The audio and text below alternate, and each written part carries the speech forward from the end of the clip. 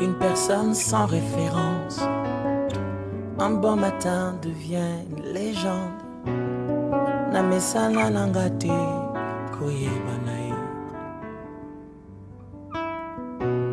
Les courtes prières en public et les résultats sont magnifiques. C'est qu'elle est nanga koumenana aussi. Il m'appelait, je le sais. Likabwezo pela katinanga Namituni pona nini Ezo umela. Au nom précieux de notre Seigneur Jésus-Christ, nous sommes très heureux de vous retrouver sur ce programme de temps d'édification.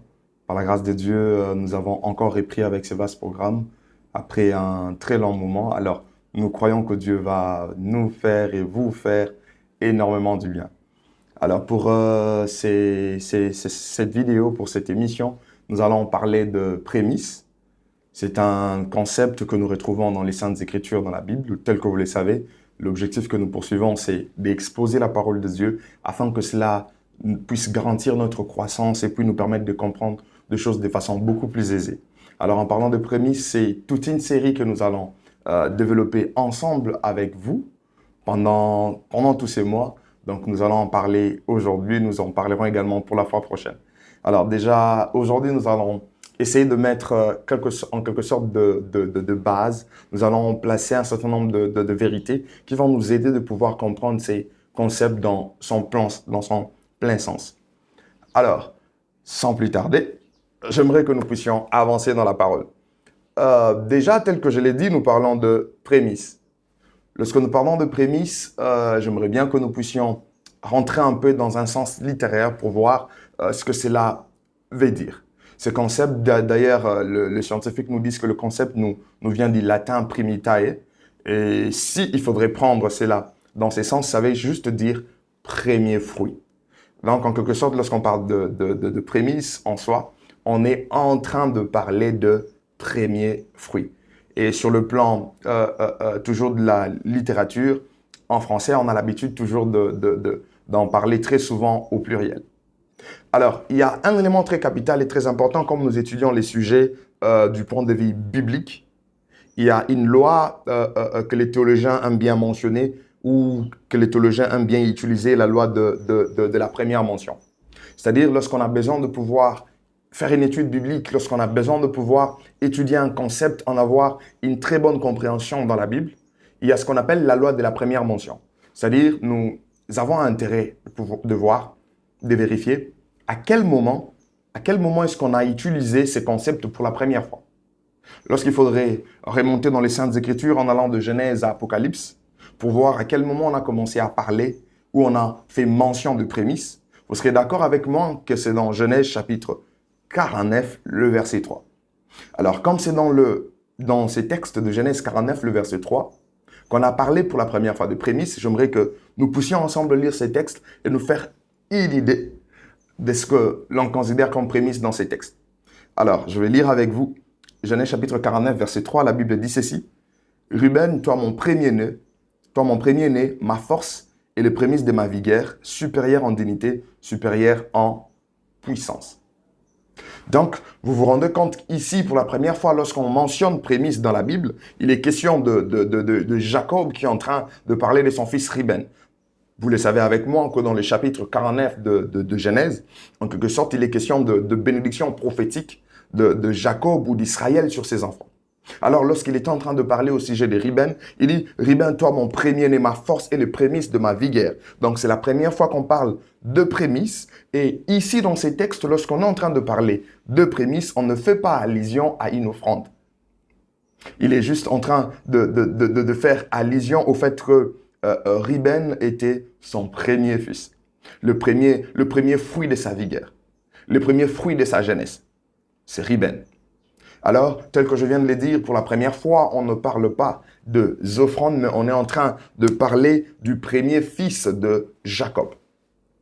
Ayant jeté un coup d'œil sur le texte dans lequel on retrouve la première mention de ces concepts prémices, j'aimerais que nous puissions voir encore d'autres textes pour nous permettre d'avoir beaucoup plus de clarté et nous permettre de cerner dans quel contexte nous sommes en train de parler de prémices. J'aimerais que vous lisiez avec moi le texte d'Exode chapitre 22, verset 29. Parce que c'est là pour la première fois qu'on a employé prémices pour pouvoir parler des offrandes. Exode, chapitre 22, verset 29. Lorsque vous lisez dans la version de Louis Séguin, il est écrit « Tu ne différeras point de m'offrir le prémice de ta moisson et de ta vendage. Tu me donneras le premier-né de tes fils. » Ici, c'est Dieu qui parle. J'aime bien voir également le même texte dans la version Parole de vie. Parole de vie dit ceci. « Apporte-moi sans retard la part des récoltes et des raisins qui est pour moi. » Dieu dit, apporte-moi sans retard la part des récoltes et des raisins qui est pour moi. Consacrez-moi l'aîné de vos fils. Ah, donc Dieu est en train de parler ici à son peuple par les canaux de Moïse en disant que vous devez m'apporter sans retard les récoltes de vos fruits de raisins. C'est-à-dire vos premières récoltes, vous ne devez pas traîner pour me l'apporter. Vous ne devez pas différer au fait ces fruits-là pour me les donner. C'est-à-dire ne remettez pas plus tard le moment de pouvoir me donner ces fruits-là. Donc, nous voyons qu'ici, on est en train d'évoquer le prémisse. On le voit, c'est pour la première fois qu'on évoque ça dans le contexte des offrandes. Mais au-delà de ça, tel que vous pouvez le voir, ça va nous permettre à énoncer un certain nombre de vérités plus tard. Comment est-ce que Dieu demande que le premier fils lui soit consacré pour ceux d'Israël. Donc, ici dans Exode, nous voyons clairement qu'il est question de loi civile que Dieu est en train de donner à son peuple. Loi civile que Dieu est en train de donner à son peuple d'Israël afin qu'il soit conduit par lui-même Dieu. Et en fonction de tout ce que lui, il veut pour ses peuples. Alors, ayant fait en quelque sorte un petit résumé de moment où on parle de prémices dans la Bible pour la première fois, on a vu que la première fois c'était dans Genèse, mais il n'était pas question des offrandes. On a également vu que dans Exode, on en parle. C'est là à peine qu'on a commencé à parler des prémices comme étant des offrandes. Pour nous permettre de pouvoir canaliser deux choses que nous avons besoin de partager avec vous sur ces concepts de prémices, alors je vais vous proposer un certain nombre de vérités, un certain nombre d'affirmations que je vais faire qui vont conduire au fait, qui vont canaliser l'ensemble de choses que nous allons dire sur le prémisse pour cette vidéo. Je crois que vous avez votre Bible avec vous et que vous êtes en train de suivre attentivement. Alors, voici la première vérité que j'aimerais mentionner ou la première affirmation que j'aimerais mettre en emphase après avoir donné un certain nombre de définitions comme nous venons de les faire. Depuis l'Ancien Testament, le prémisse devait être offerte à l'Éternel. Depuis l'Ancien Testament ou depuis l'Ancienne Alliance, le prémisse devait être offerte à l'Éternel. C'est-à-dire, c'est à Dieu qu'on devait offrir le prémisse. Ça n'a pas commencé aujourd'hui. Ça a commencé depuis l'Ancienne Alliance. On devait offrir, on devait donner à Dieu de prémisse. Ça n'appartenait pas à quelqu'un d'autre. Ce n'est pas quelque chose qui a commencé aujourd'hui.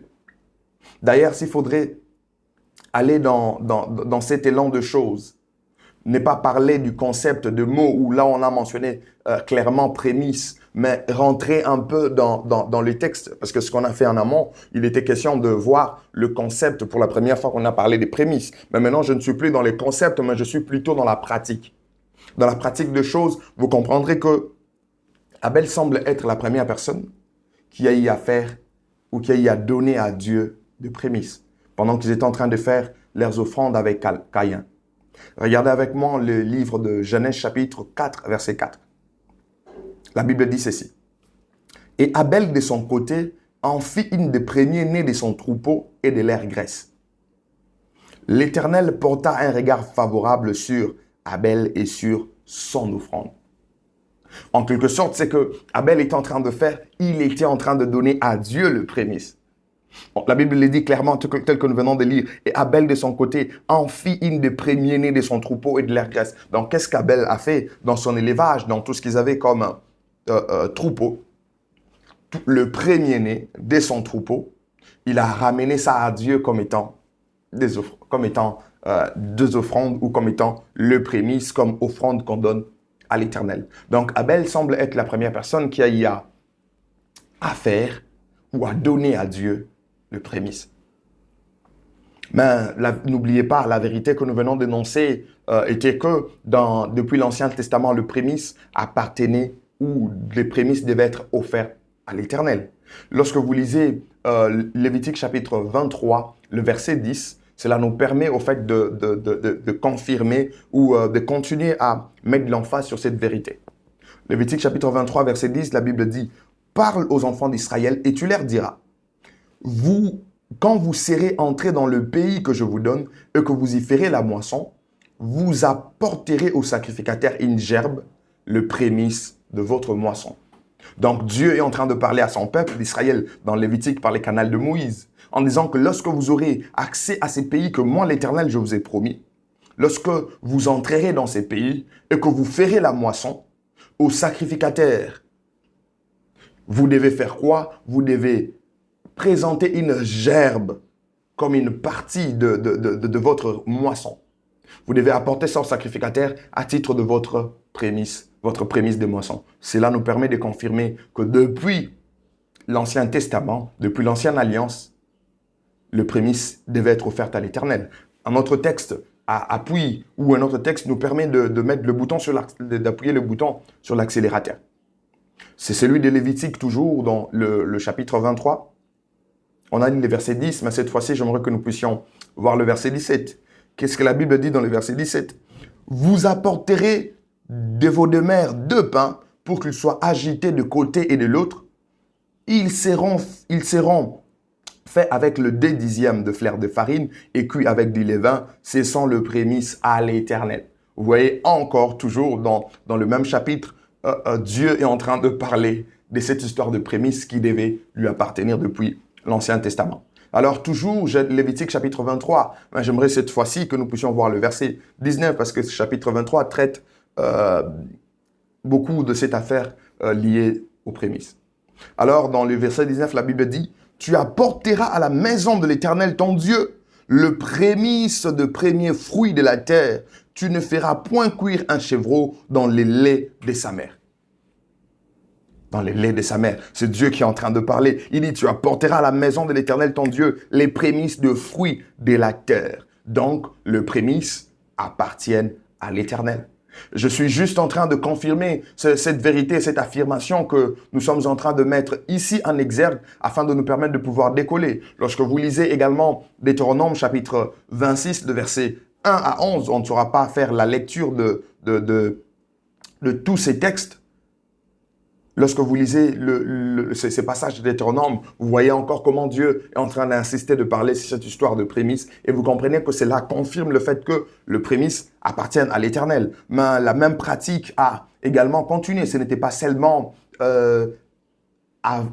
au temps de Moïse ou avec la loi de Moïse au moment où cette loi a été promulguée. Mais vous allez voir que cette pratique a continué. Il y a Néhémie qui nous donne également la même affirmation lorsque vous lisez Néhémie chapitre 10, le verset 35 à 37. Là, vous allez voir comment est-ce que Néhémie parle. Nous pouvons lire avec vous. La Bible dit dans Néhémie chapitre 10, verset 35 à 37, « Nous résolûmes d'apporter chaque année à la maison de l'Éternel le prémisse de notre sol et le prémisse de tout le fruit de tous les arbres.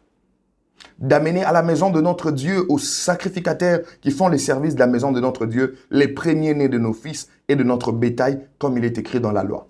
Le premier-né de nos baies et de nos brebis, d'apporter au sacrificateur dans les chambres de la maison de notre Dieu le prémisse de notre pâte et nos offrandes, le fruit de tous les arbres, du mou et de l'huile, et de livrer la dîme de notre sol aux Lévites qui doivent la prendre et même dans toutes les villes situées sur le terre que nous cultivons. » Là, vous voyez encore que même après l'exil, ou pendant l'exil, la période où l'exil était vers sa fin, vous voyez comment est-ce que Néhémie est en train de confirmer cette pratique.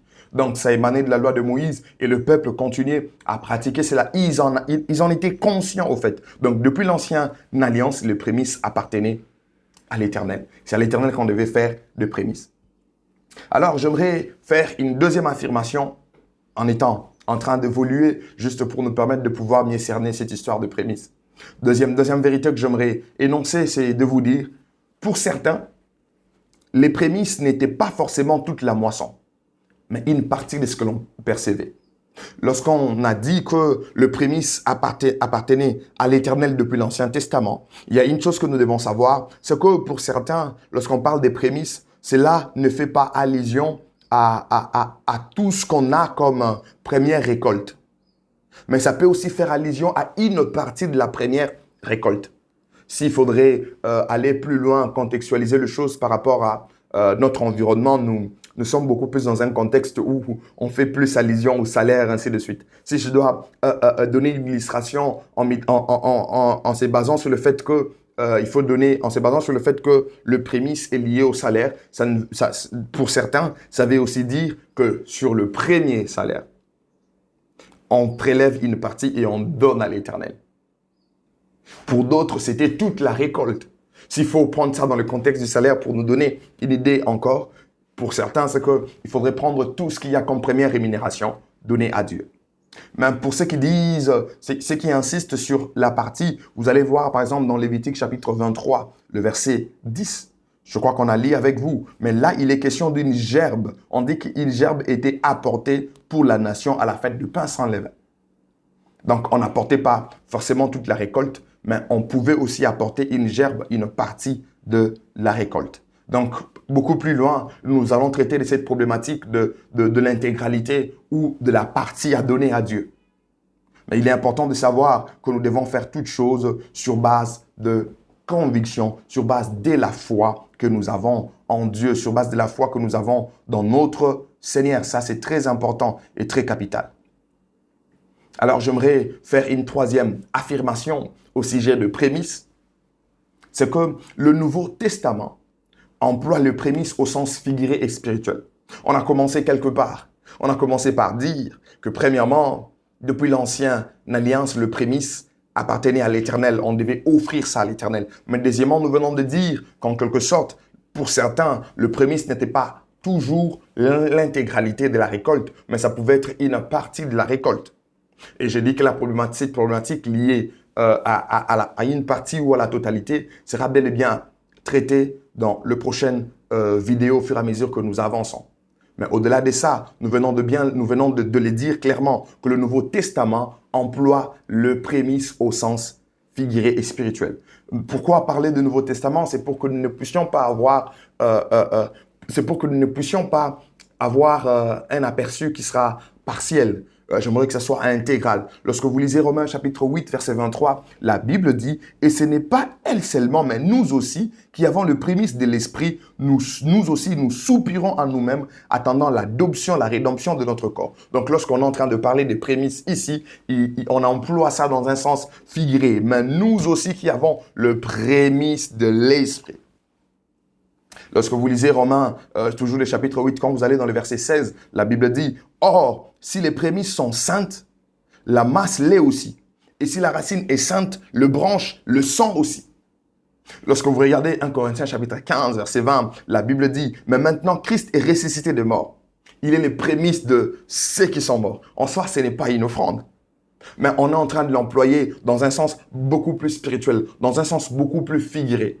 Donc, vous voyez que lorsqu'on parle de prémices dans le Nouveau Testament, on a tendance, lorsqu'on regarde les textes, on a tendance à voir qu'il est question d'un sens symbolique, il est question d'un sens figuré. Alors, j'aimerais faire mention de la dernière vérité. Ne perdez pas de vue que nous sommes en train de construire quelque chose sur le prémisse. Nous ne donnons pas les prémices sur base de la loi de Moïse. C'est-à-dire que ce que je suis venu nous dire, enfants de Dieu, je suis venu nous dire, Église, à ce jour, aujourd'hui, nous ne donnons pas les prémices sur base de la loi de Moïse. La preuve en est que lorsqu'il faudrait donner à Dieu, ce que nous donnons comme offrande aujourd'hui n'est pas brûlé sur l'autel pour que la fumée puisse monter vers Dieu comme c'était dans l'Ancienne Alliance. Non. On ne le fait pas de cette façon. On ne fait pas de cette façon. C'est-à-dire qu'aujourd'hui, on ne donnera pas de prémices sur base de la loi de Moïse. La loi de Moïse nous sert juste d'une référence. La loi de Moïse nous permet d'avoir un aperçu sur cette histoire de prémisse. Parce que rassurez-vous qu'il est important pour bien comprendre une pratique de voir où est-ce que ça a commencé et où est-ce que c'est là. Amen. Et n'oubliez pas également que le Nouveau Testament le Nouveau Testament explique l'Ancien Testament. En quelque sorte, on dirait que l'Ancienne Alliance était une ombre de choses à venir. Lorsque vous lisez avec moi Hébreux chapitre 10, le verset 1, la Bible dit « En effet, la loi qui possède une nombre de choses à venir et non l'exacte représentation de choses ne peut jamais, par le même sacrifice qu'on offre perpétuellement chaque année, amener les assistants à la perfection. » Donc, l'Ancienne Alliance était une ombre de choses à venir. Et c'est la Nouvelle Alliance qui l'explique. Et on a compris qu'aujourd'hui, si nous devons faire de prémices à Dieu, aujourd'hui, si nous devons offrir, donner à Dieu de prémices, de nos récoltes, de prémices liées à nos salaires, liées à nos rémunérations, liées à nos bénéfices, liées à tout ce qu'on a comme produit, si nous devons faire de prémices à Dieu, nous ne nous servons pas de la loi de Moïse comme étant une référence. On ne le fait pas sur base de la loi de Moïse. Alors, mais est-ce que cela veut dire qu'on ne doit pas faire des prémices à Dieu? Non. Pourquoi serions-nous moins généreux dans la Nouvelle Alliance?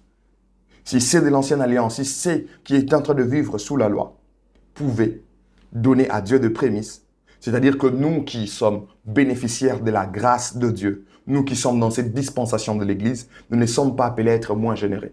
Au contraire, nous devons faire plus que eux. Que Dieu vous bénisse. Nous allons continuer ces sujets sur le prémisse. À la fois prochaine, on n'a pas terminé. Jusque-là, rassurez-vous, rappelez-vous que nous sommes en train de construire quelque chose et nous irons jusqu'au bout. Dieu va nous permettre de croître dans la connaissance et dans la pratique de sa parole. Soyez bénis chez vous. Nous nous retrouvons prochainement par la grâce de Dieu. Merci.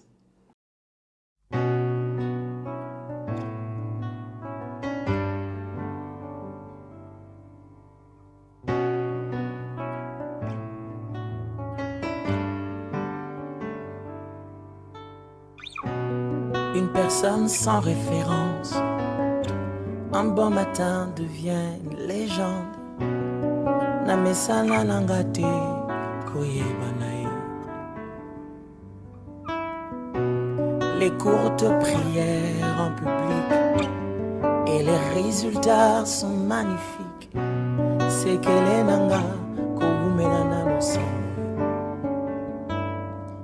Il m'appelait, je le sais. Likabwezo pela katinanga na mituni pona nini ezo umela